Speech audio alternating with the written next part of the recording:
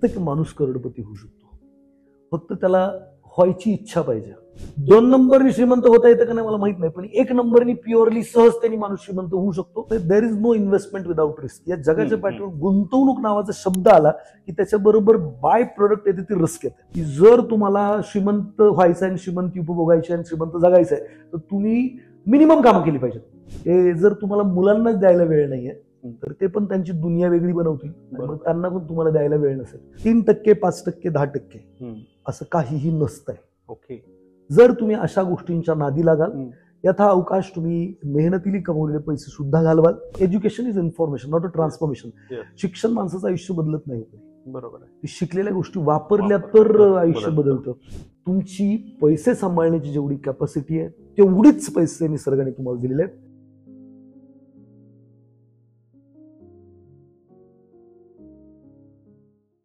नमस्कार, 2 cutting podcast या YouTube चॅनलवर तुम्हा सगळ्यांचं हार्दिक स्वागत.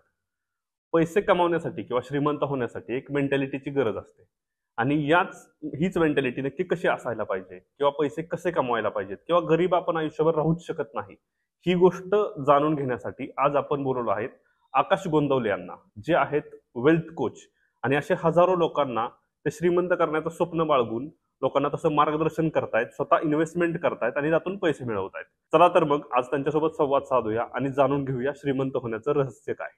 नमस्कार सर. नमस्कार. तुम्ही एक वेल्थ कोच म्हणून आज तुम्ही बरेच पॉप्युलर आहात आणि तुम्हाला लोक ओळखतात. तर मला पहिलाच प्रश्न तुम्हाला हा विचारायचा, एक सर्वसामान्य माणूस करोडपती बनू शकतो का, आणि बनू शकतो तर तो कसा बनू शकतो? खूपच छान प्रश्न आहे. प्रत्येक माणूस करोडपती होऊ शकतो, फक्त त्याला व्हायची इच्छा पाहिजे. आता 2 गोष्टी लागतील एखाद्या माणसाला करोडपती व्हायचं असेल तर. त्याला मी एकाला म्हणतो स्किल सेट आणि दुसऱ्याला म्हणतो माइंडसेट. म्हणजे बाबा मला राजा व्हायचं आहे तर माझ्याकडं काहीतरी तलवारबाजीचं किंवा जे काही शस्त्र आहे त्याचं स्किल असलं पाहिजे, आणि दुसरं माइंडसेट असलं पाहिजे की मला खरंच राजा व्हायचं. नाही तर प्रॉब्लेम काय होतो की एखाद्या माणसाकडे फक्त स्किल सेट असेल, तलवारबाजी तर खूप छान येते पण राजा व्हायचंच नाहीये, किंवा राजा व्हायचं पण त्याच्यासाठी रिक्वायर्ड जे स्किल आहे तेच माझ्याकडे नाहीये. फक्त माझी इच्छा आहे मानसिक की मला बहुत श्रीमंत व्हायचंय, करोडपती व्हायचंय. तर ह्या फक्त इच्छा असूनही उपयोग नाही, फक्त स्किल असूनही उपयोग नाही. या दोन्ही गोष्टी त्यांच्याकडे जेव्हा ज्याच्याकडे असतील तोच माणूस फक्त श्रीमंत किंवा करोडपती होऊ शकतो, अन्यथा नाही होऊ शकत. कारण स्किल आहे पण ते डोक्यात विश्वासच नाही की बाबा मी श्रीमंत होऊ शकतो किंवा काय होऊ शकतो, माझ्यासाठी श्रीमंती आहे. प्रत्येकाला वाटतं की मी गरीब जन्माला, मी गरीबच मरणार, श्रीमंत लोक श्रीमंत होत राहतात, गरीब गरीब होत राहतात, अशी काहीतरी मानसिकता असेल, किंवा पैसा वाईटाचं मूळ आहे किंवा पैशाबद्दलची निगेटिव्ह मानसिकता आहे. या परिस्थितीत तो माणूस कदापि श्रीमंत नाही होऊ शकत. बरोबर आहे, बरोबर आहे.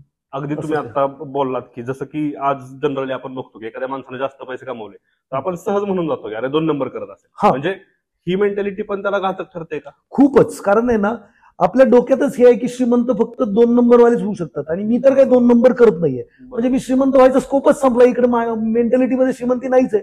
2 नंबर केलं तर मी श्रीमंत होणार, 2 नंबर तर मी करत नाहीये, म्हणजे माझ्यासाठी श्रीमंती नाहीये. जी काय आहे श्रीमंती ती फक्त 2 नंबरवाल्यासाठी आहे, एवढंच आहे. पण मी तुम्हाला 100% सांगतो, 2 नंबरनी श्रीमंत होता येतं का नाही मला माहित नाही, पण 1 नंबरनी प्युअरली सहजतेने माणूस श्रीमंत होऊ शकतो. काही अडचण नाहीये त्याच्यामध्ये. मग त्यासाठी माणसानं काय केलं पाहिजे? सगळ्यात महत्वाची गोष्ट तर मी असं म्हणतो की तुम्ही खूप आहे ना पेपरात येणारा अभ्यास केलेला आहे, थोडासा वापरात येणारा अभ्यास करा की एक्झॅक्टली तुम्ही पैसे कमवल्यानंतर त्या पैशाबरोबर केलं काय पाहिजे. बरोबर. कसे ते वाचवले पाहिजेत, कसे ते वाढवले पाहिजेत, कसे ते गुंतवले पाहिजेत आणि कशा पद्धतीने पैशाने पैसा बनवला पाहिजे. बघा, मी असं म्हणतो की तुम्हाला जर पैसे कमवायचे तर तुम्ही तुमचं स्किल सेट वाढवा, तुम्ही पैसे कमवू शकतात. आणि पैसे कमवल्यानंतर त्या पैशातला कसं कामाला लावायचं किंवा लोकांना कसं कामाला लावायचं, ह्या 2 गोष्टी तुम्ही शिका. बरोबर आहे. एक तर लोकांनी, सिस्टमनी तुमच्यासाठी काम केलं पाहिजे किंवा पैशाने तुमच्यासाठी काम केलं पाहिजे. या 2 गोष्टी वापरातलं जर शिकलं तर तुम्ही कुठलाही माणूस श्रीमंत बघा, एक तर त्यांनी सिस्टम बनवली आहे, बिझनेस केलाय, लोकांना कामाला लावलाय, किंवा त्यांनी गुंतवणूक केली आहे. वॉरन बफे सारखे किंवा राकेश झुनझुनवाला सारखे लोक आहेत, त्यांनी गुंतवणूक प्रॉपरली शिकलेत आणि मग ते श्रीमंत झाले. फक्त तुम्ही फिजिकल अर्निंग वरती श्रीमंत व्हायचा विचार करत असाल, मी सकाळपासून संध्याकाळपर्यंत काम करेल आणि मग मला श्रीमंती मिळेल, तर असं काही होणार नाही. ओव्हर टाइम पार्ट टाइम करणारी लोक कदापि श्रीमंत होऊ शकत नाही. आणि मेहनतीने माणूस श्रीमंत होत असतात तर खड्डे घालणारा सगळ्यात जास्त श्रीमंत असतात. बरोबर. सो तुम्हाला ह्या 2 गोष्टी शिकायच्यात. एक तर माझ्यासाठी लोकांनी काम केलं पाहिजे, किंवा माझ्यासाठी पैशाने काम केलं पाहिजे. जर तुम्ही लोकांना कामाला नाही लावलं तर कोणीतरी ऑलरेडी तुम्हाला कामाला लावलंय, म्हणजे तुम्ही कोणासाठी तरी काम करताय, किंवा तुम्ही जर पैशाला कामाला नाही लावलेलं तर तुम्ही पैशासाठी काम करताय. एक तर इकडच्या बाजूला यायला लागेल, एक तर तिकडच्या बाजूला राहायला लागेल. आणि तिकडच्या बाजूला राहिलात पैशासाठी लोकांसाठी काम करत राहिलं तर तुम्ही कदापि श्रीमंत होणार नाही. पैशाला लोकांना कसं कामाला लावायचं याच्यावरती शिक्षण घ्यायला सुरुवात करा. तुम्ही यथा अवकाश काही दिवसातच तुमच्या आर्थिक परिस्थितीचा कायापालट झालेला तुम्हाला दिसेल. बरोबर आहे. आता आज सगळीकडे आपण बघतो की SIP झालं किंवा म्युच्युअल फंड्स आपण म्हणतो किंवा शेअर मार्केट म्हणतो, हे सगळे इन्व्हेस्टमेंटचे प्लॅन्स नवनवीन लोकांना समजायला लागलेले आहेत. बरोबर. पण आज त्यामध्ये काय की बऱ्याच लोकांना ह्याच्याबद्दल जास्त माहिती नाहीये, आणि जास्त म्हणण्यापेक्षा एक्झॅक्ट माहिती नाहीये. कारण की कुणीतरी काहीतरी सांगतं, त्याचं कुणीतरी ऐकतं आणि त्याच्यावर पैसे लावून कधी कधी लोक कंगाल पण होतात, कधी कधी श्रीमंत पण होतात. म्हणजे यामध्ये शाश्वती नाही राहिलेली. तर असा एक कुठला मार्ग आहे की लोक चांगल्या रिटर्न्स सोबत एक सुरक्षित गुंतवणुकीचा मार्ग म्हणून त्याकडे बघू शकतात? बघा, माझं असं मत आहे, there is no investment without risk. या जगाच्या पाठीवर गुंतवणूक नावाचा शब्द आला की त्याच्याबरोबर बाय प्रोडक्ट येते ती रिस्क येते. बरोबर. रिस्क दोन प्रकारचे, आमच्या फायनान्समध्ये खूप साऱ्या प्रकारच्या रिस्क मोजले जातात, पण मी दोन प्रकारचे रिस्क म्हणतो. गुंतवलेले पैसे बुडू शकतात, ही पहिली रिस्क आहे. म्हणजे तुम्ही 50,000 रुपये गुंतवले, 50चे 50 बुडू शकतात, 10-20 बुडतील किंवा काही. पहिली रिस्क येते बुडण्याची रिस्क. दुसरी रिस्क येते गुंतवणुकीबरोबर, ती म्हणजे अपेक्षित परतावा न मिळण्याची रिस्क. तुम्हाला एक्सपेक्टेड 50,000 रुपये गुंतवल्यानंतर 3 वर्षानंतर 80,000 रुपये होतील, पण ते झाले 60,000. एक्सपेक्टेड परतावा न मिळण्याची रिस्क. तुम्ही बँकेत FD करा, उद्याच्याला बँकेने कर्ज दिले आणि NPA मध्ये गेले, नॉन परफॉर्मिंग असेल, कर्ज दिले रिफंड नाही आलं तर तुमच्या बँकेत ठेवलेली FD सुद्धा रिस्क मध्ये आहे. बरोबर आहे. जगाच्या पाठीवर दुसरी कोणती इन्व्हेस्टमेंट रिस्कच आहे. आता ही रिस्क तुम्ही आहे, मग पैसे गुंतवले तर बुडू शकतात, तर मग तुम्ही श्रीमंत होण्याचा चान्सच नाही. बरोबर. आणि नाही गुंतवले तर तुम्ही 100% गरीबच राहणार. आमच्याकडे म्हणतात सेवर्स आर लुझर्स, इन्व्हेस्टर आर विनर्स. बरोबर. इन्व्हेस्टर विनर तर त्याच्याबरोबर रिस्क आहे. बरोबर. बुडल्यावर तर अवघडच आहे. मग तुम्हाला त्यातलं अभ्यास असणं गरजेचं आहे. तुम्हाला कॅल्क्युलेटेड रिस्क घेता आली पाहिजे. कॅल्क्युलेटेड रिस्क म्हणजे उद्याच्याला ते पैसे बुडले तरी मला विशेष फरक नाही पडला पाहिजे माझ्या रुटीन लाईफला. That is very important. So mutual fund राहिलं किंवा शेअर मार्केट राहील किंवा रिअल इस्टेट राहील, कुठलीही गुंतवणूक असू द्या, रिस्क असते, पहिलं लक्षात ठेवायचं. तुम्ही फुल फ्लेश एकाच ठिकाणी 100% अलोकेशन नाही केलं पाहिजे. आमच्या फायनान्समध्ये असं म्हणतात की 94% return are depend on asset allocation.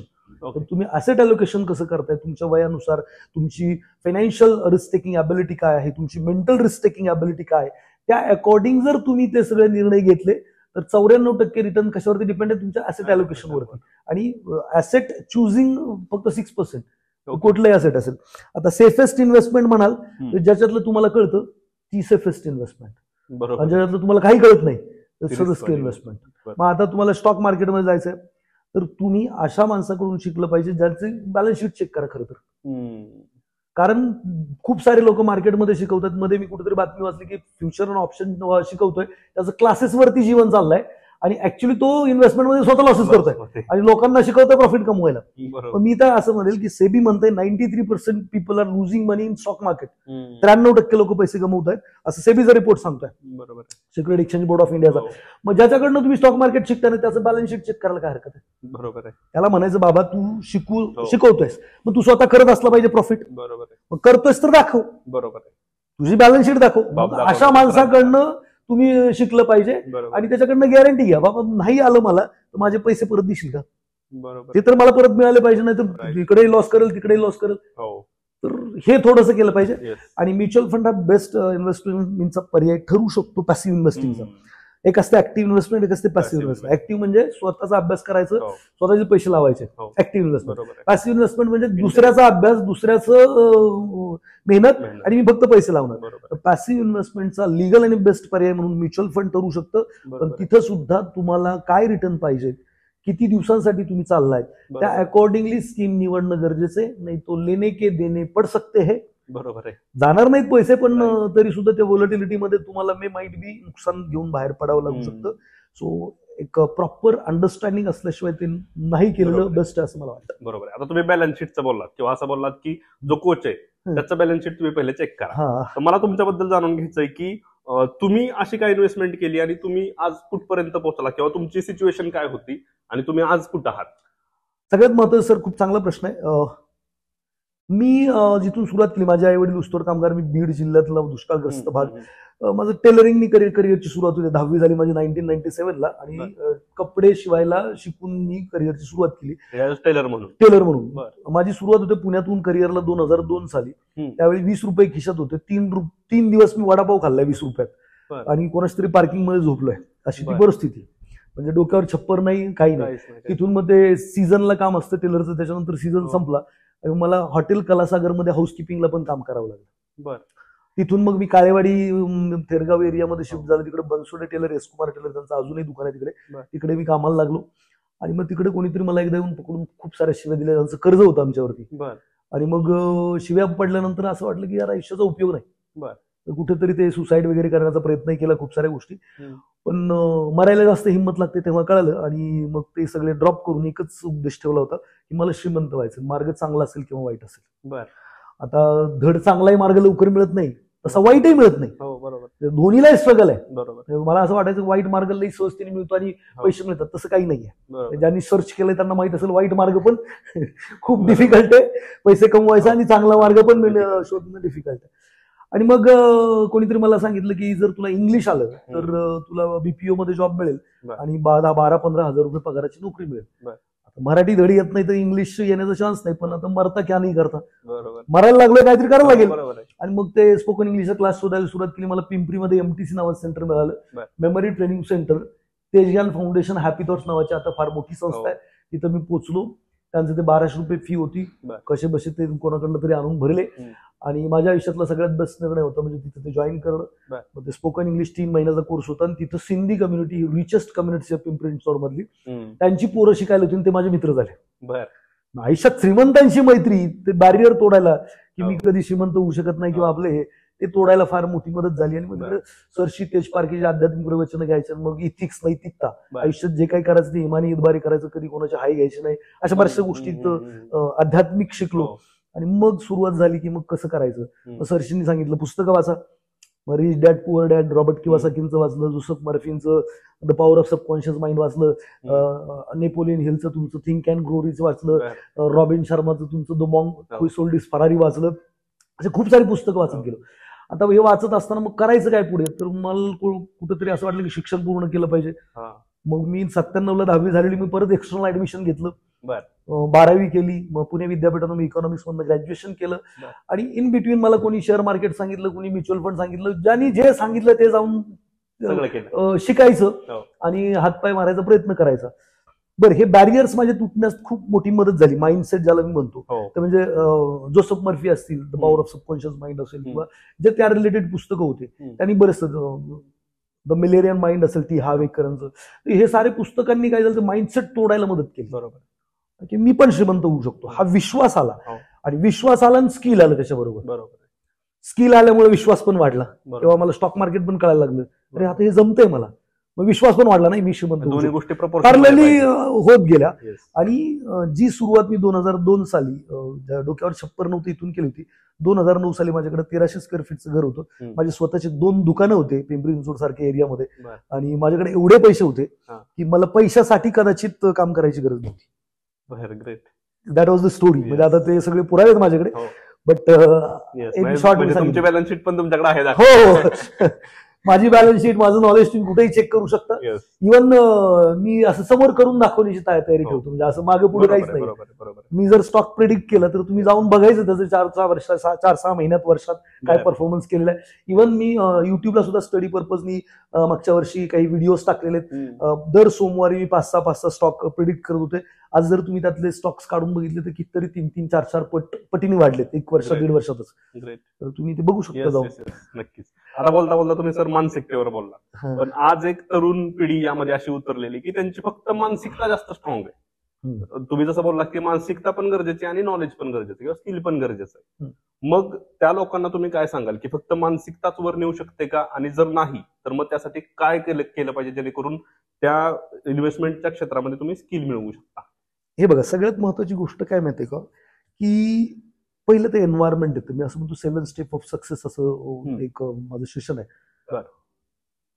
तुमच्या जे वातावरणात नाही ना, ते तुमच्या जीवनात नाही येऊ शकत. लॉ ऑफ अट्रॅक्शन करा, काय पण करा, लई विचार करत बसा, इमॅजिनेशन करत बसा, कल्पना करत बसा, त्यांनी काही फरक नाही पडत.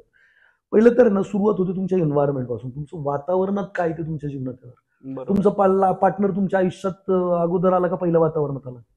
पहिलं वातावरण. तुमची मैत्री कोणाशी होते? वर्गातल्या मुलाशी होते किंवा ऑफिस मधल्या स्टाफशी होते. अमेरिकेत बसलेला माणूस तुमच्या लाईफ मध्ये नाही येऊ शकत. बरोबर आहे. पहिलं जो वातावरण येतो ते जीवनात येतो. बरोबर आहे. पहिलं वातावरणात आलं पाहिजे. म्हणजे एमपीएससी करायची मला तर स्वतः शिवपेठेतच गेलं पाहिजे. युपीएससी करायचं मला राजेंद्रनगरच गाठलं पाहिजे. तसं नाही आहे, वाटतं तुमच्या वातावरण असलं पाहिजे. बरोबर. मग त्याच्यानंतर तुम्हाला जे मिळवायचं आहे, समजा मला आता 6 पॅक बनवायचे, तर माझ्या वातावरणात जिकडे तिकडे मला आठवण करून दिली पाहिजे ते 6 पॅकची.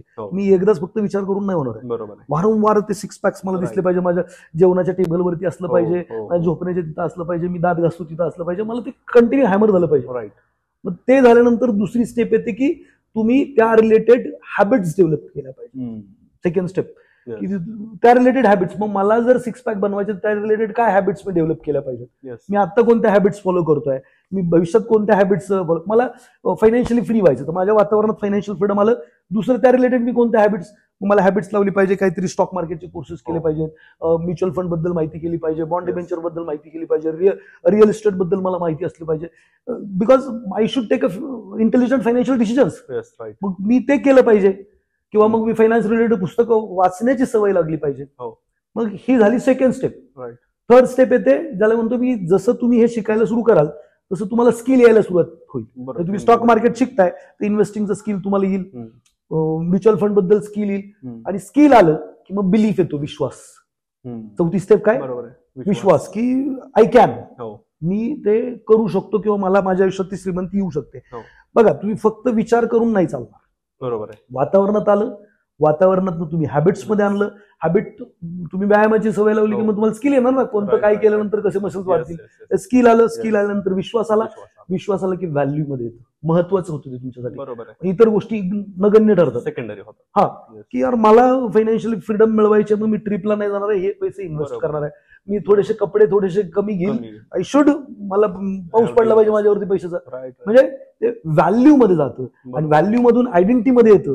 तुमची ओळख बनते की you are something know about that thing. आणि 7वी स्टेज तुमचं पर्पज, यू विल रीच. हे फार मोठं सेशन आहे. हे जर पूर्ण केलं तर आयुष्यात पाहिजे ती गोष्ट तुम्ही अचीव्ह करू शकता. ऐश्वर्याची कल्पना करायची, माझी ऐश्वर्या मला पाहिजे, तर ऐश्वर्या विचार करून नाही मिळणार आहे. ऐश्वर्याचं पहिलं वातावरण जायला लागेल. मग ती ज्या हॅबिट्स फॉलो करते त्या फॉलो करायला लागतील. तिला जे स्किल येतात ते फॉलो करायला लागतील. तिचे जे विश्वास आहेत, तिला जर वाटत असेल नॉन व्हेजिटेरियन वाईट आहे, तिचा विश्वास आहे, तर तसे विश्वास तुम्हाला डेव्हलप करायला लागतील. आणि मग ते तुमच्यासाठी ती महत्वाची, तिच्यासाठी तुम्ही महत्वाचे व्हाल.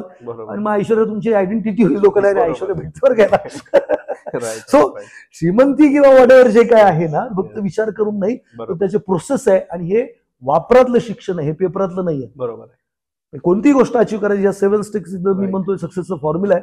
तर फक्त विचार न करता त्याच्यावरती कृती, ऍक्शन, या सगळ्या गोष्टी झाल्या पाहिजे. बरोबर आहे. आता मी एक तुम्हाला सर पुढचा प्रश्न विचारेन की नोकरदार लोक जे असतात त्यांना एक माहिती असते की मला महिन्याच्या काठी बाबा 30,000, 50,000, 1,00,000 काही ना काहीतरी मला एवढी स्पेसिफिक अमाऊंट मिळणार आहे. पण तसं व्यावसायिकांना नसतं, किंवा एक जे नवीन व्यवसायात पडलेले आहेत त्या लोकांना नसतं. तर त्या व्यावसायिकांनी इन्व्हेस्टमेंट करताना कशा पद्धतीने केली पाहिजे? कारण की ते तर असं महिन्याला नाही ठरवू शकत की बाबा मी 20,000 टाकणारच, कधी कधी त्याच्याच खिशात 20,000 येतील का नाही हे त्याला माहिती नसतं. तर व्यावसायिकांनी कशी गुंतवणूक करावी? सगळ्यात महत्वाचं तर माझा व्यवसाय जे काही करतायत, माझ्या माहितीनुसार जे काही व्यावसायिक होण्याचा प्रयत्न करतात त्यातले 99%, 95% म्हणा, हे फेलच होतात. त्याचं कारण असं आहे की त्यांना व्यवसाय काही हे माहित न करतात ते करतात.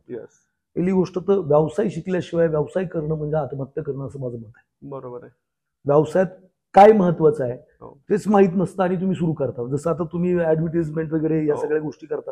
सर कितीतरी नवीन व्यावसायिक उद्योजक आहेत, त्यांना मार्केटिंग केलं पाहिजे हे सुद्धा माहित नाहीये. माझा टीजी, टार्गेट ग्रुप म्हणतो आपण, माझा टीजी मला कुठे भेटणार हे माहित नाही आणि I am starting the business. मग आता तुमचं रोज मर्राच जगणं होत नाहीये, तिथं तुम्हाला इन्व्हेस्टमेंट सांगणं तर लांबची गोष्ट आहे. बरोबर. सिम्पल तर मी हॉटेल टाकतात लोक, हॉटेल टाकतात. बरं, हॉटेलचा प्राईम टाइम काय? रेस्टॉरंट टाकलं तर दुपारी 1 ते 3 आणि संध्याकाळी 8 ते 10, 11 जे काय असेल ते. इतर वेळेला सगळं पडीक आहे. बरं, हे जर असं जर तुमचा धंदा चालत असेल तर मला वाटतं कामगारांचा पगार द्यायला बी तुमच्याकडे पैसे नाही. बरोबर. मग तुम्हाला हे झालं B2C बिझनेस मध्ये होता तुम्ही, बिझनेस टू क्लायंट. मग तुम्हाला B2B मध्ये जाता आलं पाहिजे, B2CH मध्ये जाता आलं पाहिजे, हे माहित पाहिजे तुम्हाला. बरोबर आहे. किंवा त्या हॉटेलवाल्यांनी बाबा बिझनेसवाल्याला जाऊन भेटलं पाहिजे, तुम्ही काय माझ्याकडे इव्हेंट करा, हे करा, ते करा, मग मी तुम्हाला एवढं डिस्काउंट देतो. B2B मध्ये बिझनेस सुरू झाला, प्राईम टाइमला तो विषय झाला, इतर वेळेला हे होईल. म्हणजे हे सगळं जर त्याला माहिती तर तो व्यवसाय सक्सेसफुल होऊ शकतो. किंवा बिझनेसमध्ये 5-7 पिलर फार महत्वाचे मानले जातात, जसं की बाबा मार्केटिंग आहे, तुम्हाला सेल्स ऑफर जनरेट करता आली पाहिजे, तुमचं ऑपरेशन्स तुम्हाला प्रॉपरली समजले पाहिजेत, नाही तर भरपूर साऱ्या ऑर्डर मिळाल्या ऑपरेशनला किंवा बऱ्याचशा गोष्टी आहेत. तुमचं HR काय म्हणतंय, तुमचं मॅनेजमेंट काय आहे, तर ह्या सगळ्या गोष्टी, R&D काय करणार आहे तुम्ही, हे सगळं तुम्हाला माहित पाहिजे तुमच्या भविष्यात. नाही तर तुम्ही आज जे प्रोडक्ट घेऊन आलाय, तुम्हाला वाटतं की हे प्रोडक्ट लय भारी आहे, हे तुम्हालाच वाटतं, क्लायंटला वाटत नाही, मग ते विकलं जात नाही. आणि मग मला असं वाटतं की सगळ्यात पहिलं तर जे व्यावसायिक नवीन होत आहेत त्यांनी त्यांच्या व्यवसायाचा कितपत अभ्यास केला हे पहिलं ठरवावं. दुसरं, एकदा तुम्ही व्यवसाय सुरू केला तर भरपूर पैसे आले की भरपूर खर्च करायला सुरुवात करतात, घरचा खर्च, किंवा पैसे नाही आले तर घरी पैसेच न्यायचं बंद करतात. सगळ्यात पहिलं तर कोणताही व्यावसायिक असेल तर त्यांनी स्वतःची सॅलरी डिफाईन केली पाहिजे. बरोबर आहे. कारण जर ती सॅलरी नाही नेली तर तुझं घरही डिस्टर्ब राहणार आहे, कधी आलं तर दिवाळी, नाही आलं तर शिमगा, अशी बंब होणार आहे. डिफाईन करा एक सॅलरी, तेवढे पैसे तू घरी न्यायचे. व्यवसाय कमी होईल, जास्त होईल, जास्त झाला तर ते व्यवसायातच गेले पाहिजेत, नाहीतर लई सीझन झाला की सगळे पैसे घरी, मग टीव्ही घेतला, फ्रीज घेतला, हे घेतलं, ते घेतलं, पुढे जागायला पैसे नाही. मग हे सगळं बंद करा. एक स्पेसिफिक सॅलरी असली पाहिजे तुम्हाला, ती घरी घेऊन जा आणि त्याच्यातून तुमचे घर खर्च भागवून तुम्ही काहीतरी रक्कम इन्व्हेस्टमेंट केली पाहिजे. बरेचसे व्यवसाय ही पण चूक करतात, 100% पैसे त्यांच्याच व्यवसायात इन्व्हेस्ट करतात, ते पण चुकीचं आहे. तुमचा व्यवसाय जर उद्देशाला कुठेही 19-20 झाला तर तुम्ही सगळीकडनं शून्य होता. बरोबर आहे. त्याऐवजी तुम्ही पार्लली तुमचं दुसरीकडे सुद्धा इन्व्हेस्टमेंट असली पाहिजे असं मला वाटतं. सो सॅलरी घेतली पाहिजे जर ज्यांचा बऱ्यापैकी व्यवसाय चाललाय त्यांनी, आणि ज्यांनी आताच सुरुवात केली आहे किंवा स्ट्रगल करतात त्यांनी स्वतःच्या बिझनेसचा अभ्यास करा. 7 पिलर ऑफ बिझनेस आहेत त्याचा अभ्यास करा, कोणकोणत्या पद्धतीने बिझनेस वाढू शकतो. हे बघा, पैसे आले तरच गुंतवायला सापडणार, पैसे नाही आले तर कुठं सापडणार. बरोबर आहे. तो या सगळ्या गोष्टींचा विचार करावा असं मला वाटतं नवू उद्योजकांनी. आता तुम्ही हे सांगितलं की बाबा तुम्हाला एकाच गोष्टीत पैसे गुंतवून चालणार नाहीये किंवा एकाच सोर्सला तुम्हाला पैसे लावून चालणार नाहीये. तर सेम गोष्ट ह्यालाच एक लागून मी तुम्हाला प्रश्न विचारतो की आज काही लोक असे आहेत की ट्रेडिंग करताना ते फुल टाइम ट्रेडर किंवा कंटिन्युअसली मी ट्रेडिंगच करेन असा त्यांना एक विश्वास असतो. तर तुम्हाला असं वाटतं का की एक ट्रेडर 5 वर्ष सर्वाइव्ह होऊ शकतो कंटिन्युअसली, आणि तो झाला तरी त्याला ऍट लास्ट मोमेंट त्याच्या हातात काय उरणार आहे? बघा, सगळ्यात महत्वाची गोष्ट ट्रेडिंग करणं, इंट्राडे करणं किंवा फ्युचर ऑप्शन करणं, शॉर्ट टर्म जे काही प्रोडक्ट आहेत इन्व्हेस्टिंगचे, याच्यामध्ये जाणं हे म्हणजे तुम्ही तुमची भीती, टेन्शन, ट्रेस याला आमंत्रण देणं आहे. तुम्ही हेल्थ तर गमवणारच आहे, मानसिक स्वास्थ्य, तुमचं रिलेशन खराब होणार, तुमचं हेल्थ खराब. जीवनाचे 4-5 पिलर आहेत, physical, mental, social, financial, spiritual, हे 5ही पिलरला तुम्ही इफेक्ट करणार. बिकॉज तुम्हाला माणूस या सेगमेंटमध्ये जिथं शॉर्ट टर्म ट्रेडिंग येतं तिथं आहे ना खूप फास्ट डिसिजन घ्यायला लागतं, आणि त्यामुळे स्ट्रेस, टेन्शन फार मोठ्या प्रमाणावर वाढतं. मग तुमच्या तब्येतीवर परिणाम होणार, वेगवेगळे लिक्विड आपलं ब्रेन रिलीज करत असतो, बरेचसे चेंजेस होत असतात, आणि मग ते वर खाली ते चालूच असतं. मी असं म्हणतो की तुम्हाला जर पैसे कमवायचे तर टर्मिनलच्या समोर बसून पैसे नाही कमवले जातात. इंट्राडे करून तुम्ही क्वचित कोणीतरी होऊ शकेल श्रीमंत, मला माहित नाही, बट 99% लोक गरीब होणार. फ्युचर ऑप्शन करून पण 30 होणार. 1% लोक करू शकतात, पण त्याला मेंटल कॅपॅसिटी खूप खतरनाक लागते. आणि जेव्हा फास्ट डिसिजन घेतो ब्रेन, तेव्हा तो इनरॅशनल थिंकिंग करतो, तो प्रॉपर थिंकिंग नाही करू शकत, आणि इनरॅशनल थिंकिंग तुम्हाला बट ऑब्वियस चुकीचे निर्णय घ्यायला भाग पाडते, आणि माणूस पुढे जाऊन स्वतःच संपवतो. असं म्हणतात वॉरन बफे की जाणकार इन्व्हेस्टर की इंट्राडे करणारे आणि फ्युचर ऑप्शन करणाऱ्यांचे पैसे येतो अवकाश इन्व्हेस्टरकडे येतात. ते कधीही मार्केटमधनं पैसे घेऊन जाऊ शकत नाही. तर इन्व्हेस्टिंगने जर तुम्हाला चांगले पैसे मिळणार असतील तर काय हरकत आहे. बरोबर. मी माझं एक हे दाखवतो, पोर्टफोलिओ दाखवतो, मी बनवलंच होतं दाखवण्यासाठी. तर कन्सिस्टंटली मागच्या 3 वर्ष झालं आम्ही इन्व्हेस्टिंगनी पैसे डबल करतोय. ग्रेट. इन्व्हेस्टिंग, मी टर्मिनल समोर, माझ्या लॅपटॉपमध्ये तुम्हाला टर्मिनल सापडणार नाही. मी स्वतः शेअर कधीही विकत घेत नाही आजपर्यंत. मी फोन करतो माझ्या RM ला, रिलेशनशिप मॅनेजरला, भाऊ हे विकत घ्यायचंय, एवढे क्वांटिटी घ्यायचंय, आणि मी मार्केट संपल्यानंतर 10 मिनिटं मार्केट बघतो. याच्या पलीकडे मार्केटचं माझं काहीही संबंध नाही. दिवसभर तुम्ही बघत बसत नाही? काही नाही, मला काही घेणं देणं नसतं काय झालं काय नाही झालंय. मला एंड ऑफ द डे कळतं मला काय केलं पाहिजे. आणि मग दुसऱ्या दिवशी मला काय करायचं असेल तर निर्णय. पण हे निर्णय मला महिन्यातून, 2 महिन्यातून, 4 महिन्यातून एखाद्या स्टॉक बद्दल घ्यायचे असतात. मला रोज काही निर्णय घ्यायचा नसतोय. माझे पैसे आरामशीर वाढत असतात आणि मी ते सोशल मीडियावरती मागच्या 1 वर्षाला कन्सिस्टंटली माझा पोर्टफोलिओ शेअर करतोय. किंवा बघा, हे 10 लाख रुपये टाकले होते, आज त्याचे 60 लाख रुपये झालेले आहेत. Okay, great. म्हणजे दाखवतोय मी लोकांना. सो हे पण पैसे म्हणत असतील तर तुम्हाला काय गरज आहे डोक्याला ताप करायची? एक्झॅक्टली. येस. सो आज तुम्ही वेल्थ कोच म्हणून काम करताय आणि हे करत असताना तुम्हाला अगदी टोकाचे व्यक्तिमत्व काही बघायला मिळत असते. म्हणजे एखादा माणूस आला आणि तो, जसं आपण म्हणतो हेराफेरीमध्ये होता की किस दिन में पैसा डबल, सो अशा मेंटॅलिटीची पण लोक येत असतील. तर मग तुम्ही त्यांना कशा पद्धतीने हँडल करता आणि त्यांचं जे मेंटॅलिटी आहे ती कशा पद्धतीने बदलता? सगळ्यात महत्वाचं तर माझ्याकडे जी लोक येतात त्यांना असं वाटतं की माझ्याकडे खूप सारे इन्व्हेस्टर्स आहेत. ओके. सो अशा मेंटॅलिटी जी लोक येतात ते मला ऑफर करायला येतात. 10% तुम्हाला देतो, समोरच्याला 10% देतो, त्याचे पैसे घ्या, मला द्या. मग अशा लोक जर माझ्याकडे आली, मला महिन्यातून एक तरी माणूस आता अप्रोच होतो. पहिले जास्त व्हायचे पण आता कमी आलाय. एक तरी माणूस अप्रोच होतो. मग मी चहा मागवलेला असेल ना, तो पण कॅन्सल करतो त्यासाठी आणि त्याला हात जोडतो आणि त्याला म्हणतो इथं तुझं काहीही काम नाहीये. आणि मी ऑडियन्सला पण तुमच्या माध्यमातून हे सांगतो, 3%, 5%, 10% असं काहीही नसतंय. ओके. जर तुम्ही अशा गोष्टींच्या नादी लागाल, यथा अवकाश तुम्ही मेहनतीने कमवलेले पैसे सुद्धा घालवाल. मी 22 वर्ष झाले या फील्डमध्ये काम करतोय. मला एकही जेन्युइन कंपनी सापडली नाही जी 3%, 5%, 10% कन्सिस्टंटली देऊ शकते आणि जेन्युइन आहे. जर एक जरी कंपनी मला वाटतं जेन्युइन असती तर सगळ्यांना माहित असते ना, आपण सगळे श्रीमंत लोक असतो. बरोबर. जगाच्या वाटीवर असं कोणी नाही. आणि मी असं पण सांगेल, ज्या दिवशी मी स्वतः 2%, 3% कमिट करेल त्या दिवशी मला पाणी सुद्धा विचारायचं नाही, सरळ घराच्या बाहेर काढायचं. मी स्वतः म्हणलं असं काहीतरी, बाकीच्यांचं सोडूनच द्या. म्हणजे मी किती याच्यावरती अभ्यास केला असेल याचा तुम्ही अंदाज बांधा. असं काहीही नाहीये. यथा अवकाश तुम्ही बुडणार आहात. अशा लोकांची मेंटॅलिटी, म्हणजे जर तुम्ही 5%, 10% कमवणारी लोक असतील आणि ह्या जर पॉडकास्ट बघत असतील तर माझे हात जोडून विनंती असेल त्यांना, त्याच्या नादी लागू नका. याच्यात सुख, समाधान, आनंद नाहीये, पण तुम्ही आहे ते पण गमवणार आहात काही काळानंतर. बरोबर. I guarantee you. लिहून देतो, पाहिजे तर येऊन भेटा. नाही बुडलात तर बघू मग तुमचा सत्कार करू. बुडणारच हे शुअर आहे. बरोबर आहे, बरोबर आहे.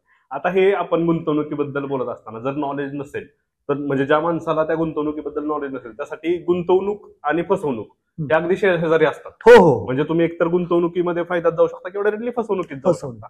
तर या गोष्टीमध्ये फसवणूक टाळावी यासाठी गुंतवणूक करणाऱ्या माणसानं काय काळजी घेतली? सगळ्यात पहिली गोष्ट तर कोणाच्याही खात्यावर पैसे द्यायचे. समजा तो म्हणतोय की मी तुला 5% देतोय, तू माझ्याकडे पैसे दे, तर स्ट्रिक्टली तो माणूस फसवणारा लक्षात ठेवा. कारण त्याच्या खात्यात गेल्यानंतर तुम्हाला काय माहिती त्याच्याबरोबर काय होतं, त्या पैशांबरोबर तो काय करतोय, फायदा करतोय, नुकसान करतोय, कुठं गुंतवतोय, तुम्हाला काहीच माहित नाही. ट्रेसच राहत नाही. एक्झॅक्टली. तुम्ही कधीही कोणाच्या खात्यावर पैसे द्यायचे नाहीत ऍट एनी कॉस्ट. सख्खा भाऊ असेल तरी त्याचे द्यायचे नाही. पैसे तुमच्याच खात्यावर असले पाहिजेत. म्युच्युअल फंडला पैसे टाकताय, बट ऑब्वियस तुमचं फोलिओ काढा, त्याच्यावर तुमच्याच खात्यावर पैसे जाणार, तुमच्याच खात्यावरून जाणार, तुमच्याच खात्यावरती येणार. मी म्हणतोय ट्रान्झॅक्शन करून बघा ना. लाख रुपये टाकायची गरज नाही, 500 रुपये टाका. पहिले ते इन्व्हेस्ट होतात का तुमच्या नावाने, बघा फोलिओ तयार झाला, सगळं काय झालं, परत काढून बघा तुमच्या खात्यावर येत आहेत का बरोबर, जिथला तुम्ही चेक दिला होता त्याच्यानंतर 5000 टाका, वॉटेवर चेक. पण कोणाचेही खात्यावरती पैसे जर नाही दिले तर मला वाटतं फसवणूक करण्याला मिळणार काय? समजा मी तुम्हाला म्हणतोय की तुम्ही तुमच्या खात्यावर पैसे ठेवा, मी तुम्हाला काहीतरी करून बुवा 10 रुपये करून देतो, नाही दिले तर तुमच्याच खात्यावर आहेत. बरोबर. तुमचे बुडले तर मला काही फायदा नाहीये. याचा अर्थ मी तुमच्या नादी लागून काही फायदा नाही, मला काहीच फायदा नाही ना. बरोबर. वाढले तरी काही नाही, वाढले तरी तुमच्या खात्यावर पैसे. तर हे फसवणारी लोक तुमच्या खात्यावर पैसे टाकून काय करायला तयार होत नाहीत. त्यामुळं पहिलं काम करायचं जे म्हणजे दुसऱ्याकडे पैसे द्यायचं पूर्णपणे बंद करा. तुम्ही 100% नाही पण 99% तरी तुम्ही सेफ आहात. बरोबर. आता जनरली SIP करत असताना तरुण लोकांना किंवा ह्या पिढीला आता माहिती किंवा SIP कशा पद्धतीने करायची किंवा काय करायचं किंवा ते ऑनलाईन साठी एकदम कम्फर्टेबल आहे. कारण ते अगदी अमेझॉनवर सुरुवातीला लोक मागवताना म्हणायचे की बाबा कॅश ऑन डिलिव्हरी घे, आधी पेमेंट करू नकोस, इतकी इन्सिक्युरिटी होती. पण आज नव्या पिढीबद्दल तसं नाहीये. पण जी ओल्ड जनरेशन आहे किंवा जे रिटायरमेंट एजचे आहेत किंवा मिड एज लोक आहेत त्यांनी SIP करताना बँकेच्या थ्रू SIP करणं गरजेचं आहे की डीमॅट थ्रू करणं गरजेचं आहे?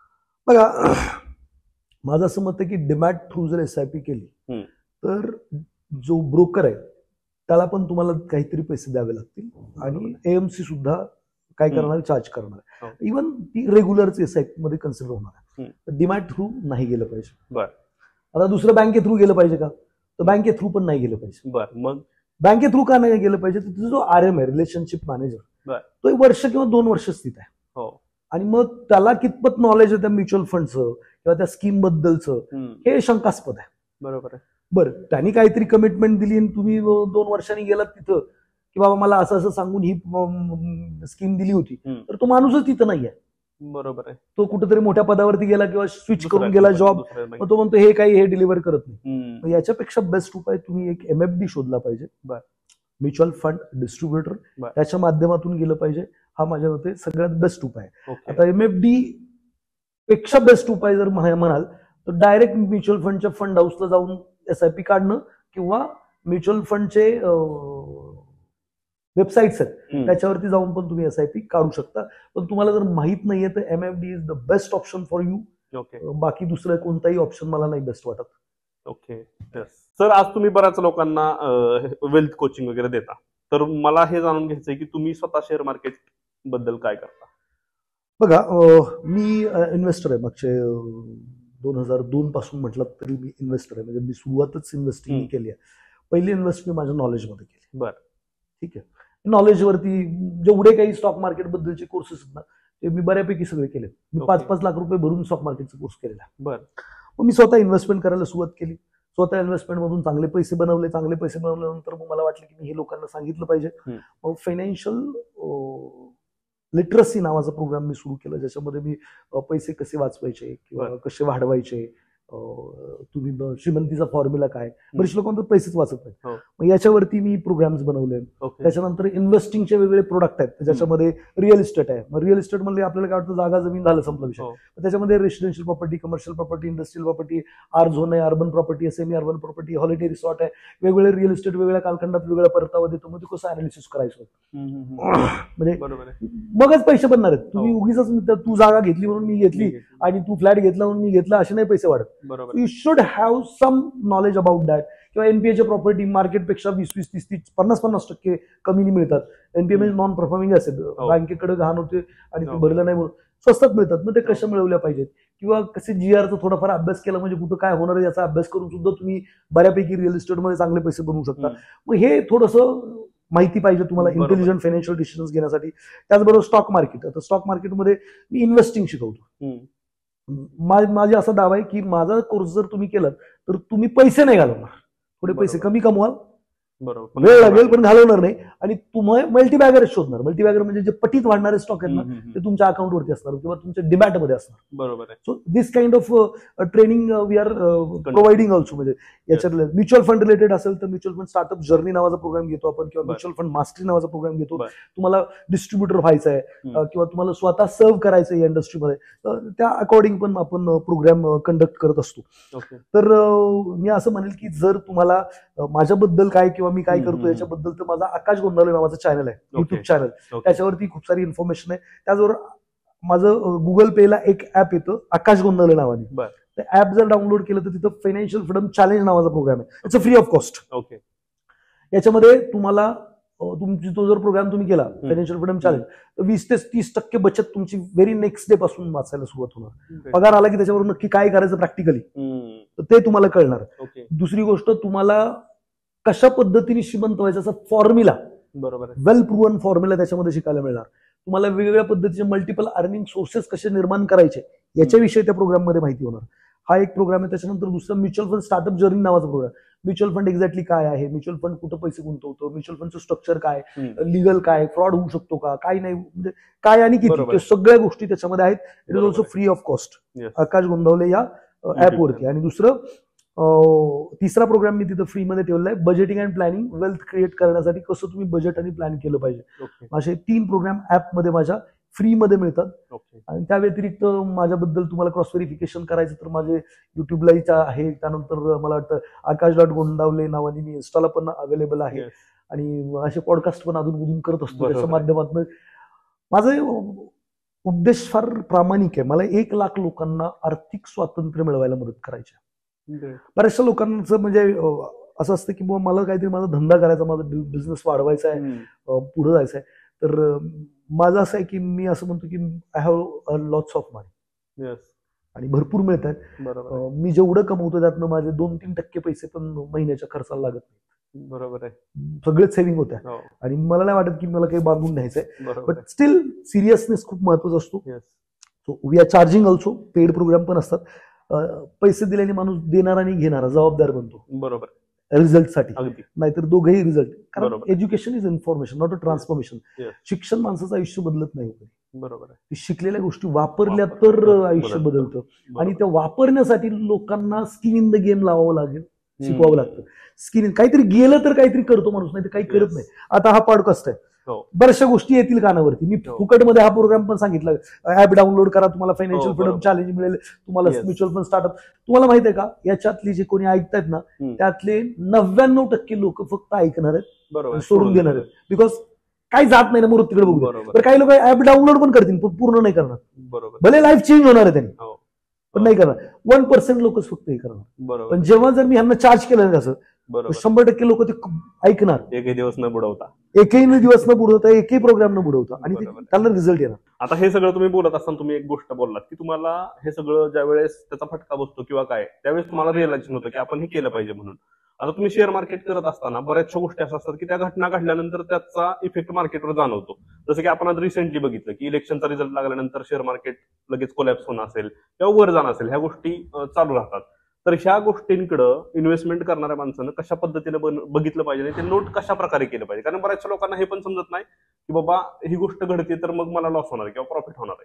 तर मग ते कशा गोष्टी नोट केल्या पाहिजेत. सर हे बघा, शॉर्ट टर्म मध्ये काय घडणार ना याचं प्रेडिक्शन करणं खूप अवघड आहे. आता माझ्याबरोबर काय घडणार आहे मला माहित नाही. बरोबर आहे. पण मला तुम्ही विचारा 5 वर्षांनी कुठं असेल, तर मी आता एक गोष्ट सांगेल तिथं त्याच्या आसपास 100% असेल. पण आता थोड्या वेळाने मी कुठं असेल हे सांगणं थोडं अवघड आहे. बरोबर आहे. प्रॉब्लेम आहे. शॉर्ट टर्म मध्ये प्रिडिक्शन करताच येत नाही कोणत्याच गोष्टीचं, पण लॉंग टर्म मध्ये प्रिडिक्शन करता येतं.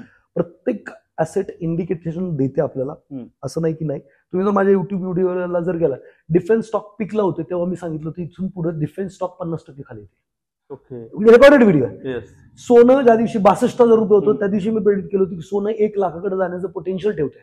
बरोबर आहे. 26 फेब्रुवारी 2024चा व्हिडिओ आहे. तुम्ही युट्यूबला जाऊन बघू शकता. 60-62 समथिंग सोनं होतं, 1 लाखाकडे सोनं जाऊ शकतं. You can invest in gold, असा तो व्हिडिओ होता. मग हे अंदाज येतो. तुम्ही त्या फील्डमध्ये असाल ना तर लॉंग टर्म मध्ये शॉर्ट टर्म मध्ये अंदाज येणं स्वाभाविक आहे. बरोबर आहे. तर तुम्ही किती पाण्यात आहे ना याच्यावरनं कळतं काय होणार आहे. आणि तुम्ही पाण्यात नसाल तर मग अवघड आहे. बट इंडिकेशन मिळतात, प्रत्येक गोष्टीचे इंडिकेशन मिळतात. शॉर्ट टर्म मध्ये जरी काही पडलं तरी मला असं वाटतं की त्याच्यात जर पोटेन्शियल येतं ते वरती जातं. मी आता मार्केट पडलं, माझे पण स्टॉक पडले, तर माझ्या बरेचशा काही जे इन्व्हेस्टर त्यांचा प्रश्न असा होता की सर आपले पण स्टॉक पडलेत, म्हणजे अगोदर आपण का नाही काढले किंवा काढू शकत होतो आपण. तर माझं असं मत होतं की हे जे स्टॉक्स आहेत यांच्यामध्ये एवढं पोटेन्शियल आहे की हे मार्केट रिकव्हर करण्या अगोदर वरती जातील आणि यांना आपल्याला री एंट्रीला वेळ पण नाही देणार हे स्टॉक्स. आणि मार्केट अजून तिकडच आहे, पण माझे स्टॉक आहे ना रिकव्हर करून 10-20% अजून वरती आहेत. बिकॉज ते फंडामेंटली तेवढे स्ट्रॉंग आहेत. तर मला घाबरायचं काही कारण आहे, पडलं तर पडलं. बरोबर. शॉर्ट टर्मला काय पण होऊ शकतं, पण लॉंग टर्मला हो वाढणार. सोनं पडलं 35,000, सोनं 26 म्हणून किती लोकांनी विकलं. सगळ्यांना माहित होतं लॉंग टर्मला वाढणार आहे, कारण आपल्या पूर्वजांपासून ते प्रोग्रामिंग आहे आपलं. हा, आणि किंवा जमिनीचा भाव पडला म्हणून आपण लगेच विकायला काढत. मी म्हणतो मी एवढ्याला घेतले, याच्यापेक्षा जास्तच विकेल.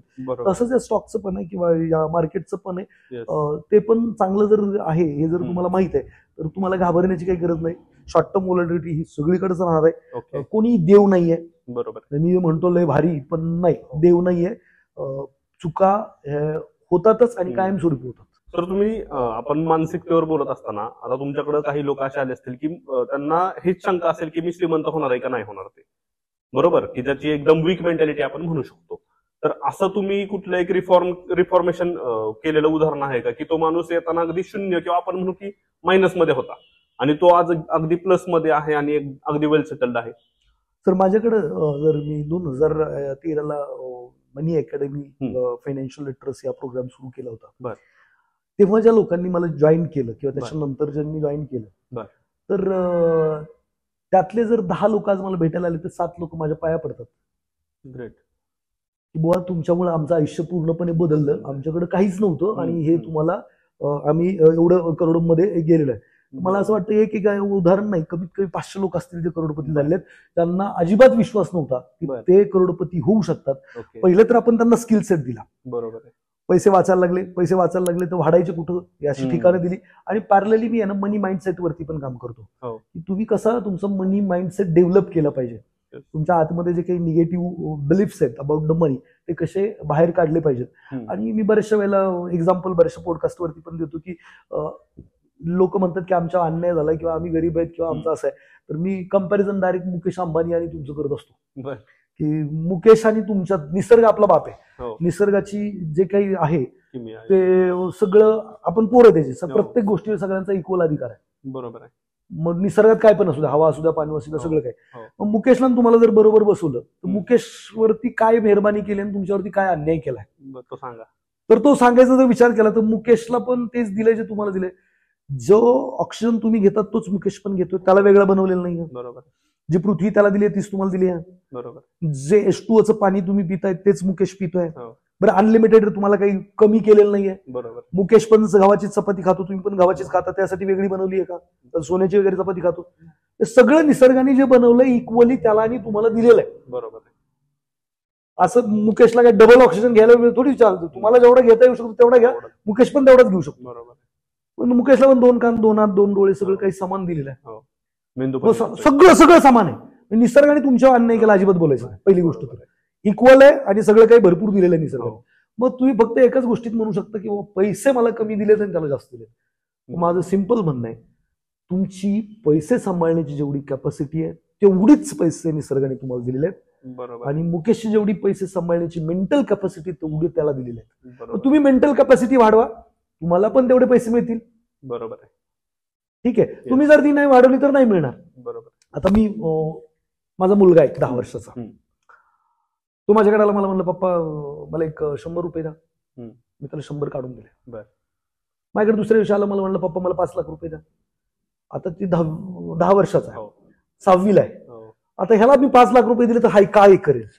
5 लाख आहेत माझ्याकडे, माझ्या संपत्तीवर त्याचा इक्वल अधिकार आहे. पण मी जर त्याला 5 लाख रुपये दिले तर ते उद्यापासून अभ्यास नाही करणार आहे, ते खेळात त्याचं लक्ष नाही लागणार आहे. काय करू या 5 लाखाचं ते विचार करून वाटवळ करणार आहे स्वतःच. त्याची मेंटल कॅपॅसिटी जेवढी आहे, 100 दिले तर ते आईस्क्रीम खाऊन विषय संपून टाकेल. बरोबर. पण त्याला एवढे जास्त पैसे दिले तर त्याला वेळ लागल्याशिवाय राहणार नाही. बरोबर. मग जरी मी त्याचा बाप असलो, माझ्या संपत्तीवर त्याचा राईट अधिकार असला किती पैशावरती, तरी मी त्याला ते दिले पाहिजे का? तर नाही दिले पाहिजे. मेंटल ॲबिलिटी तेवढी नाही. निसर्ग सुद्धा आपल्या बाबतीत तोच विचार करतोय, आपली मेंटल ॲबिलिटी नाही आहे. आणि मी याच्यासाठी प्रूफ करण्यासाठी मी हमेशा म्हणतो की कोणीतरी जमीन विकतं 2-5 कोटीची, किंवा कोणाला तरी कोण बनेगा करोडपती मध्ये लॉटरी लागते किंवा हायवे शेतातून जातो. हा, तर हे पैसे आले काय करतात लोक? बंगला बांधतात, गाडी घेतात, पार्ट्या सुरू करतात. बरोबर. प्रेझेंट पण खराब करतात, फ्युचर पण खराब करतात. त्यांची मेंटल ॲबिलिटी होती का ते 5 कोटी सांभाळण्याची? मी इथं 500 कोटी रुपये असणारी माणसं बघितले, सकाळी उठून कामाला जातात.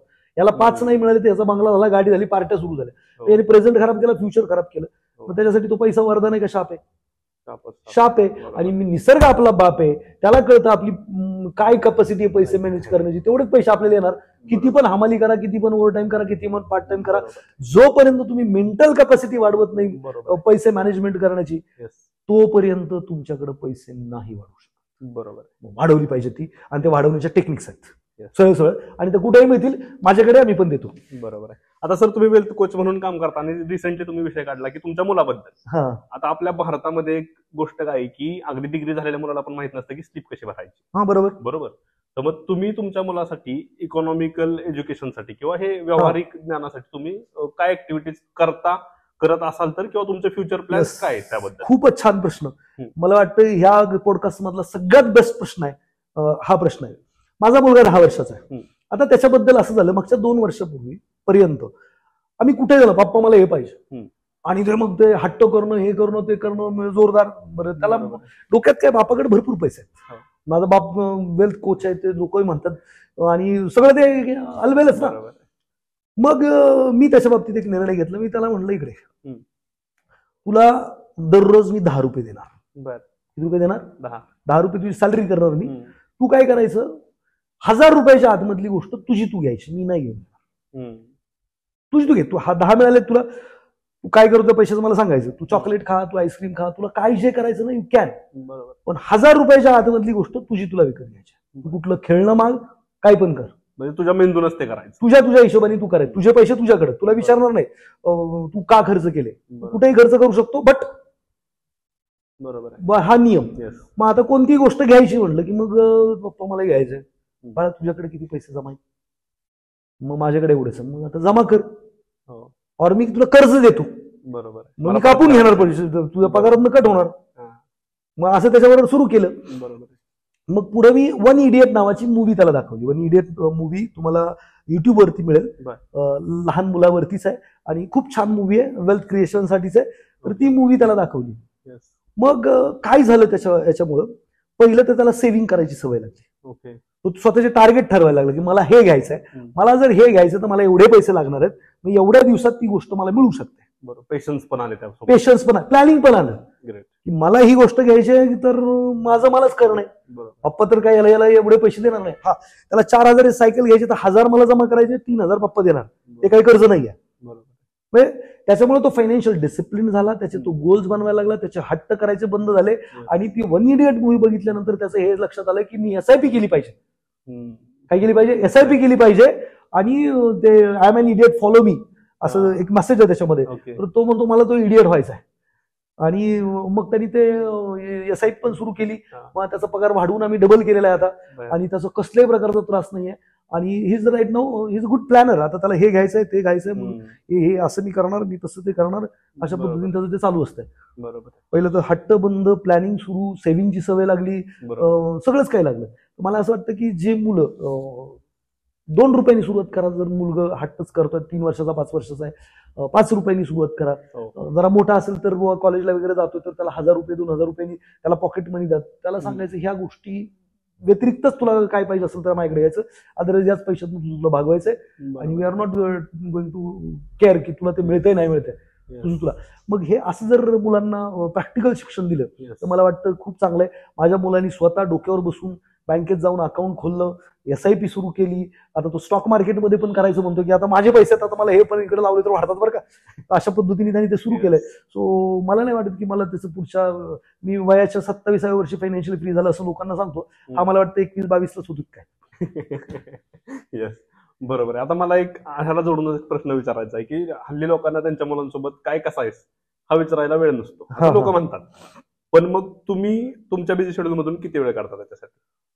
सर, पहिली गोष्ट तर आहे ना, मी बिझी आहे हाच प्रश्नच अवघड आहे. म्हणजे मी I am not busy at all. सोमवार ते शनिवार 1 रुपयाचं काम करत नाही. मला जर कोणी भेटायला आलं तर मी त्याच्याशी भेटतो. या व्यतिरिक्त मला काहीही काम नसतंय. मार्केटला 10 मिनिटं द्यायला लागतात. अदरवाईज मी फॅमिली बरोबर आणि ट्रिपमध्येच असतो. म्हणजे I am not busy because माझे पैसे आणि माझी लोक आणि माझी सिस्टम माझ्यासाठी काम करतात. मी स्वतः काहीही काम करत नाही. बरोबर. म्हणजे तुम्ही लोकांना पण कामाला लावले आणि पैशाला पण कामाला लावले. माझे वेगवेगळे व्यवसाय आहेत, तिथे सिस्टम बनवल्या, तिथे लोक काम करतायत. आणि माझ्याकडे शक्यतो काम नसतंय.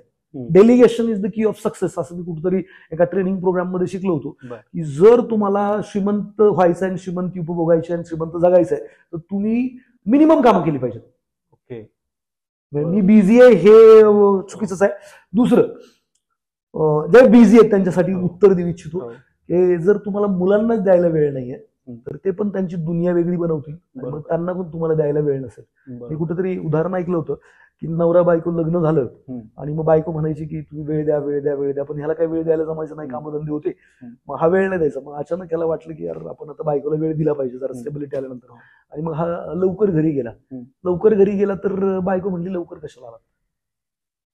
मग ती म्हणली, तो म्हणलं का, तू तर अगोदर म्हणत होती की तुम्ही लवकर यायला पाहिजे, मग आता असं काय विचारताय? तर ती म्हणली काय, आता मला सवय झाली की ही सिरियल लागते आणि ही सिरियल 2 तास चालते इथून पुढे किंवा 1.5 तास चालते. सो आता तुम्ही 1.5 तास आलाय तर मला अडचण झालेली आहे. बघा, आपण जर कोणाच्या दुनियेत नसू तर तो स्वतःची दुनिया बनवणार आणि पुढे भविष्यात तुम्हाला वाटेल की यार मुलांनी मला वेळ द्यावा, तेव्हा कदाचित ते देऊ नाही शकणार. सो आपल्या माणसांची खूप गरज आहे. जगण्यासाठी रिलेशन्स खूप महत्वाचे आहेत, पैसा महत्वाचा आहे, सगळ्याच गोष्टी, हेल्थ महत्वाची आहे. तर प्रत्येक गोष्टीकडे लक्ष दिलं पाहिजे. मुलांना वेळ आज नाही दिला तर मुलं पण भविष्यात वेळ नाही देणार, त्यावेळी रडत बसू नका. बरोबर आहे, असं मला म्हणायचं आहे. राईट. आज तुमच्यासोबत सर बोलताना बऱ्याच इन्व्हेस्टमेंट संदर्भात झालं किंवा ह्युमन बिहेवियर संदर्भात, त्यासोबतच ह्युमन मेंटॅलिटी संदर्भात बऱ्याचशा विषयांवर आपण अगदी तुमचं मत मुक्तपणे मांडलं. त्याबद्दल दोन कटिंग परिवाराकडून तुमचे आम्ही हार्दिक आभारी आहोत आणि आम्हाला वेळ दिलात तुम्ही तुमच्या बिझी शेड्यूल मधून, त्यासाठी खूप खूप धन्यवाद. थँक्यू व्हेरी मच सर, मला इथं बोलवलं आणि दोन कटिंग परिवाराला खूप साऱ्या शुभेच्छा. तुम्ही असे पॉडकास्ट करताय, याच्यामुळे समाजाचं देशाचं खरंच भलं करताय आणि याचं जे काही पेराल ते वापेल असं म्हणतात की गहू पेरले तर गहू येतात आणि मल्टिप्लिकेशन मध्ये येतात. हे खूप चांगलं काम तुम्ही करताय, याच्यामुळे तुमच्या आयुष्यात भरभराटी इतरांबरोबर येणारच आहे. सो थँक्यू व्हेरी मच, मला इथे बोलवलं. थँक्यू.